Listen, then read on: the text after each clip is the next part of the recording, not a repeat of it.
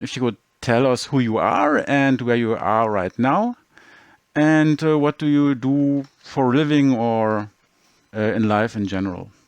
All right. I'm Cherelle-Renée Childs, and I live in Minnesota, near Minneapolis, and I act there. And I also am the singer and composer for an international recording project called Legends Ghosts. And for my day job, I work at a food shelf as an administrative assistant. Tell us a bit about the time in the current pandemic. How did this influence your music, your acting, and your life in general? Was it difficult? Yeah, it was. Like, I obviously couldn't rehearse with my bandmates anymore because it's a bit hard to have a band rehearsal from 6 feet apart whenever and wearing masks. Can't really play the flute with a mask on. And have you tried? No, I'll admit I haven't. And then, like, I was still able to act. I was doing an online comedy show before the pandemic. Well, it was on a local TV station, actually. And then we took it online, everybody recording over Zoom once the pandemic started and we couldn't get together anymore. So I did get to do that. And I also got to do a socially distanced production of Much Ado About Nothing, which was kind of crazy because we got 2 wedding scenes, a dance party scene, and an implied sex scene done with everybody 6 feet apart. And it sounds crazy, but we did it and we made it work. Wow. Yeah, fantastic. You are playing the flute. Do you also play other instruments? Oh, no, I play flute and I sing. So we've been doing this voXager thing for a very long time. I guess I had the first ideas about it in 2006 or something like that. And but I can't really recall anymore when you all came into the picture. Was it in the Aryan forum back in the day when it was still open? Well, I remember you recording Lauda and posting the song, The Ship for the Moon, online, and I thought it sounded so cool. I'm like, oh, I want to be part of this. And so I wrote you and asked if I could. But for some reason, I waited several months to do that because I thought it was like a one-time thing. And then somehow I realized you were still making other songs. And so I wrote you and I said, are you still looking for singers? So it took a really long time to make the first album. I guess we worked like 7 years, something like that, on it. And then I guess all of us met in the Aryan fan meet in Amsterdam. Was it in Amsterdam? 2007. Yes. Yeah, it was Amsterdam. Right. Were you there, Melanie? No, I wasn't there, I think, because in 2007 I was still studying and didn't do any music at all. In 2007, I also met Sebas. He was also there, right? He was with you on the stage playing guitar, and I thought, wow, I should ask him. So that's, I guess, how Sebas came into the picture. You said you didn't know if this would be a one-time thing or what would become of it. And so my question is, were you skeptical where it was going, if it would become an album or lead to nothing? Or did you just go along with it as it went on without worrying too much about how it would turn out? I actually didn't worry too much about it. I was just, I don't know, 24, 25 at the time. And so, at that age, I was just like, oh yeah, of course this is going to happen, because I didn't really have the life experience to tell me otherwise. And so I was just like, oh, yes, this is totally happening. And I was excited to be part of it. Shortly after you offered me a role on this, I got really sick and I tried to record and I just sounded awful. And so that kind of got in my way more than, oh, is this actually going to happen? It was more like, am I going to recover enough to be able to do this? Mm-hmm. Then recover and all of that. And so once I did, I was able to sing again, but like the first time I even recorded for you, I listened back to it. I'm like, oh my God, I sound awful. I can't send that off.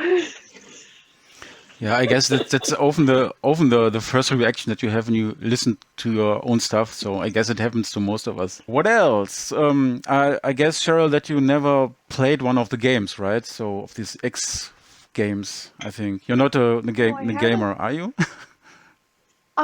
Not really. I haven't played any of the games. I did record voiceover for one of them. Really? Yeah, I just remembered this a while ago. I was looking over my resume and I have um Teladi spaceport That's announcer on my that's. resume, and I'm like, oh yeah, I did that, didn't I? When was that? That's interesting.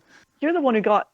You were the one who had me do it, but yeah, that would have been Oh, okay. 2014, 2015. Jesus, I forgot about that. Totally forgot about that. It's interesting. I couldn't remember that anymore. That's fine. That's funny. Yeah, my dad was my recording engineer for that one. He just thought it was the weirdest thing, me recording in this made up language. And I'm like, yes, Dad, I am an actor. I record in made up languages sometimes. Yeah, makes sense. But he just thought it was the weirdest thing. All right. So I also found the pictures that you sent me back then. There's also a picture where you're reading the book. You know, the Farnham's Legend book, I guess.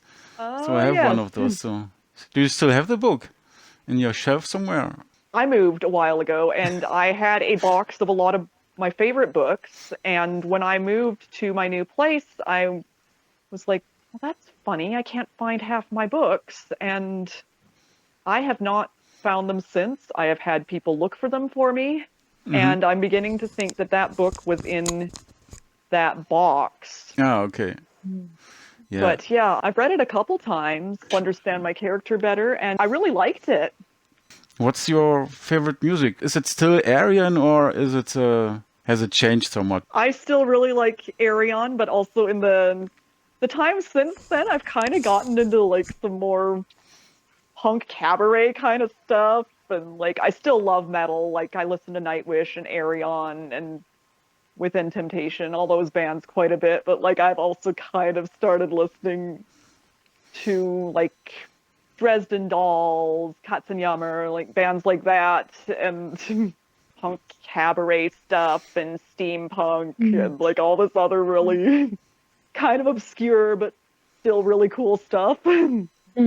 When COVID hit, everyone had problems recording stuff, and then for the first album you recorded in an external studio, and the recordings Yeah. were excellent. So, what problems did you encounter while recording? I know a couple of them, but could you tell us about some of what happened? Oh, let me see. Like, I had two different sound engineers that I thought I could possibly work with, but one of them lived really far away, and I don't have a car right now. And then I asked this other guy, and he said, I'm sorry, I just don't feel comfortable working during COVID. And so I had a mic that I used for live shows, and I was like, well, I could record in my house if I wanted to, if I just had something to connect that mic to my computer. I'm not the most tech-savvy person when it comes to recording equipment, I will be honest. Okay. I wasn't even sure if I could record at home, and then this is going to sound a bit bizarre, but I saw an article online about how the actor David Tennant had been doing his voice recordings for DuckTales in his closet, and I thought, well, I mean, this is David Tennant we're talking about. If he can get away with it, so can I. I mean, I'm nowhere near on the level he is, and if he can do it, then... But I still felt a bit silly asking you, and so I just wrote you, and I'm like, I still really want to do this, but can I record it in my closet? And I don't know when I felt like silly or asking somebody a question. So But you meant it quite literally that you try to record in the closet. So yes, because like that was just what I had to go on, and I'm like, yeah. okay, this is what we're doing now. It's a pandemic. People are recording in their closets. It's actually the biggest, best kept secret I think around, that actually recording in the closet works really well. Yeah, I thought But we ended up it too. scrapping that because the acoustics weren't very good in my particular closet. I was I was actually kind of relieved when you asked me to get out of the closet because no, we're not turning this into anything about my personal life here.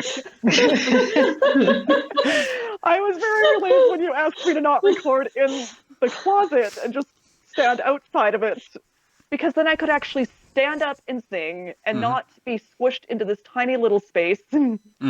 And I feel you. so, and then you got me this nice recording equipment, but I had a bit of issues trying to get it to work, and I realized later I just had to push a few buttons and change a few settings, and that's all there was to it.